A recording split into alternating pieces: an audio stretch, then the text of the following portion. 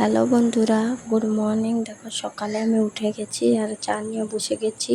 তো এই ব্লগটা আমার একটু একটু করে 3 দিনকার ব্লগ বটে।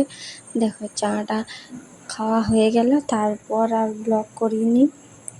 তারপরের দিন সকালে দেখো আমি উঠে গেছি, দেখো কত রোদ দিয়েছে। আমি ফ্রেশ হয়ে চলে এসেছি আর চা খাচ্ছি, মেয়েকেও খাইয়ে নিয়েছি। আর খাওয়ার পর রুমে চলে এলাম, বিছানা ঝাড়া হয়ে গেল, ঘর ঝাড় দেওয়া মোছা হয়ে গেল। তারপরের দিন আর ভিডিও করিনি।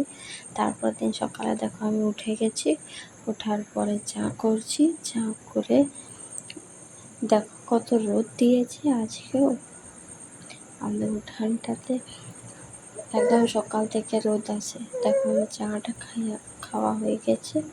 এখন এত রোদেও দেখো এই রুমটা বাইরেটার ঘাসগুলো দেখো মরেনি। একটা পেঁপে গাছ হয়েছে আবার।